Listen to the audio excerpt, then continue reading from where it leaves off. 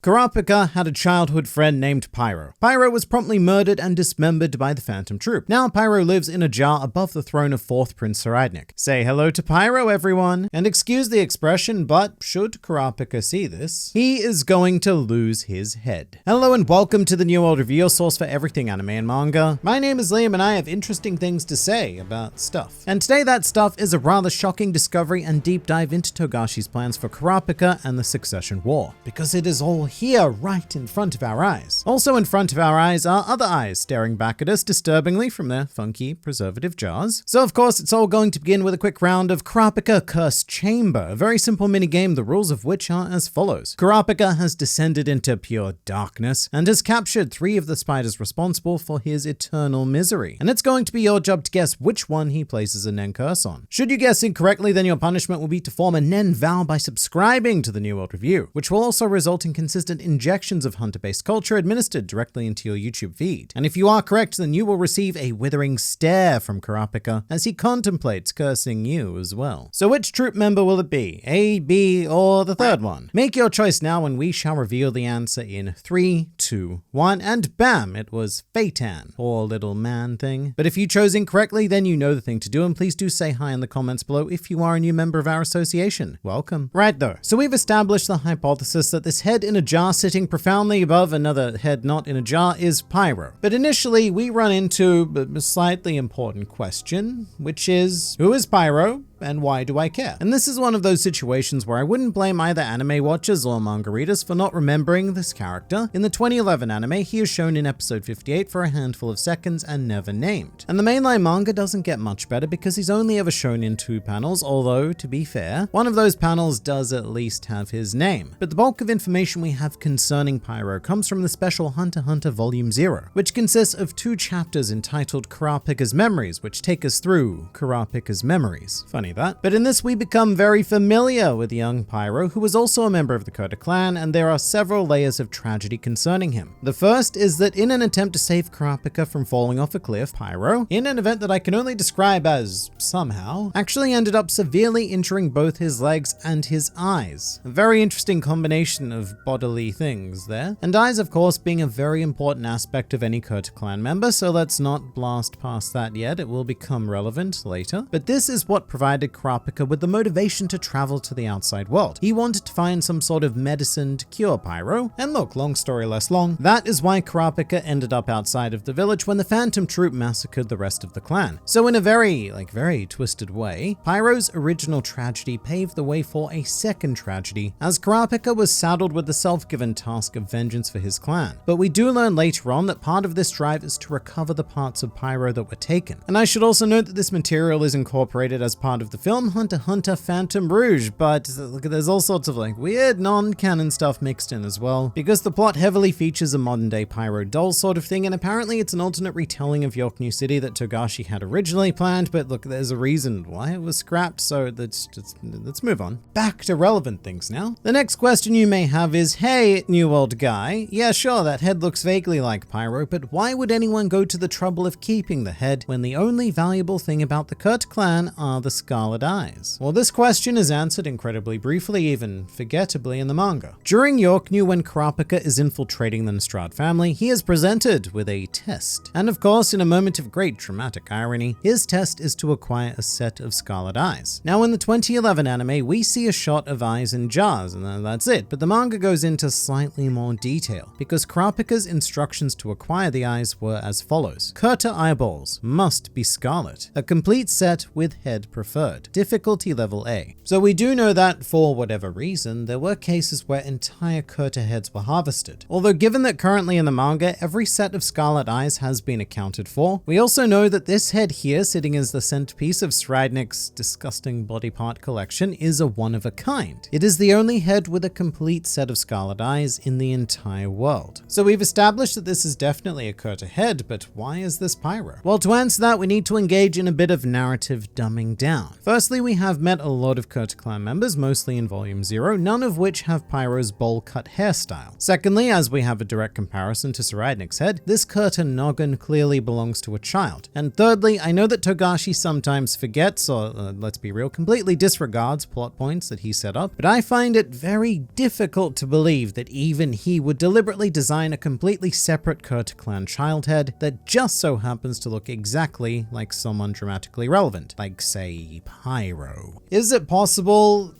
I guess. Is it likely though? I don't think so. Here's the real kicker though. We also know for a fact that Pyro's body was harvested, because in chapter 344, after discovering where the last of the eyes are, Kurapika states, "But this will soon end. This is the last monster with the last of the eyes. Among them, Pyro." So Pyro is definitely part of Saraidnik's collection, and I would personally find it really odd if he happened to be two of the lone eyeballs, as opposed to the head in the center that looks exactly like him. I mean, to be fair, Togashi has done weirder things in the past. He's unpredictable and he sometimes does sow confusion for the sake of confusion, but until that happens, I think we need to go with the Occam's razor explanation, because the simplest one is usually the correct one. Either way, what I'm really interested in is why Pyro's head was kept intact as opposed to the other Kurta members, and I would posit that it likely has something to do with his aforementioned eye injury. Whoever was harvesting the eyes may have picked up on this and decided that it would be too risky to remove them from the head, or perhaps that injury had the sickening effect of somehow making Pyro's eyes even more special in some sort of way. So they decided to keep them in the head as a sort of super special collector's edition, which once again is a sickening thought, but that's the way you need to think about these kind of characters. In fact, whenever the topic of body part collecting comes up in Hunter x Hunter, I'm always reminded of Kurapika's words in chapter 67. There are two things collectors want. One is rare and valuable items, the other is friends to whom they can brag about their collection. Which brings us to the ever-important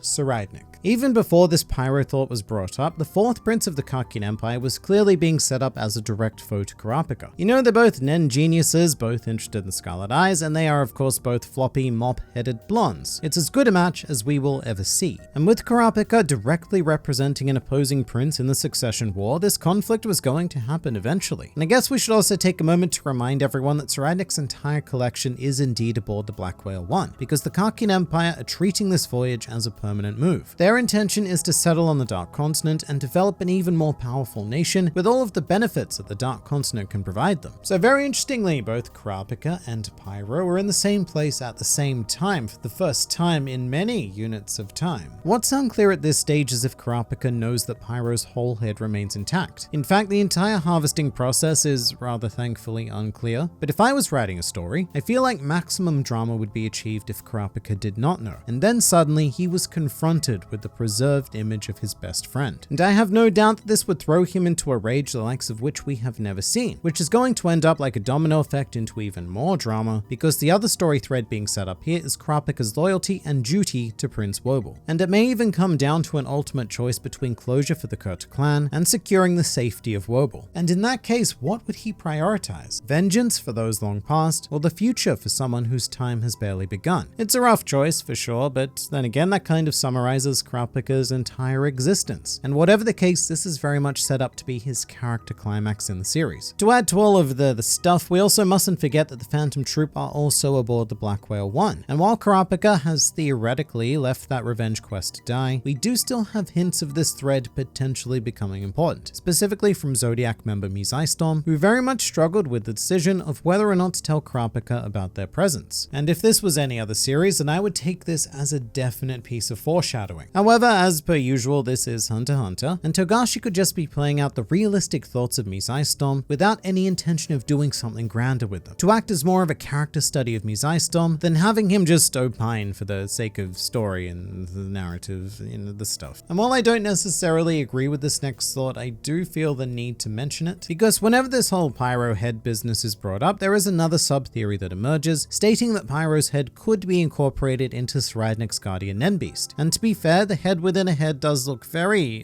vaguely like the pyro-shaped head in the jar. But this is where the gaping logic chasm just becomes a bit too much of a leap for me. Mostly because this Nen Beast is designed to explore an entirely different idea. This is Saradnic's manifestation of women in his life, or at least his feelings towards women in his life, who seem to exist to be butchered and their remains transformed into fine art. And I do think that this head could just as easily belong to this woman who we saw enter his hotel room. To continue to be fair though, Saradnic did not choose the form of this Nen Beast. It was manifested as part of the Seed Urn ceremony, so perhaps if Pyro's head is so important to the fourth prince, it is the centerpiece of his collection after all, then its image may also have been incorporated into the Guardian Nen Beast. And I have to say that would also be quite dramatic for Kurapika, to come face to face with the head of his childhood friend trapped within this greater, horrific monster thing. Once again though, it's just a step too far for me. Everything about this Nen Beast so far has been very much geared towards women, even its abilities, which thus far have only targeted women. To add to that, in the rare other images we have of the head within another head, the haircut appears to be much less similar to that of Pyro, and more of a central part than a clean bowl cut. So I think that Pyro's head remains here and here alone. And you know, with all of this head talk, we haven't even begun to discuss Saradnic's throne. This thing is like pure necromancy. Although I do love the heads on either side of Saradnic, because they look like your classical devil and angel on each shoulder style of situation, forever trying to talk Saradnic into doing stupid things. I think you should show everyone your penis, my lord. You know, usually I disagree with that guy, but I think that's a good idea. Do it, my lord. Yeah, look, I don't see why not. Do it.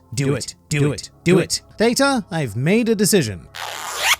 You know, that would actually explain quite a bit about Saradnic. But I suppose the real question we're left with is the outcome. Right now, Kurapika has done everything he can on his quest to avoid murdering someone, except for the one guy that he murdered. But ever since then, he's made a career of threatening, tricking, and bargaining with people to retrieve the eyes of his clan members. But something tells me that none of those methods are quite going to work with Saradnic, and after seeing Pyro's head, I'm really not too sure that Kurapika will be in any sort of bargaining mood either. However, he will be in the mood for another video like this one, which is also about Hunter x Hunter, because there's always more to learn, explore, and experience with this wonderful series, so I look forward to seeing you there.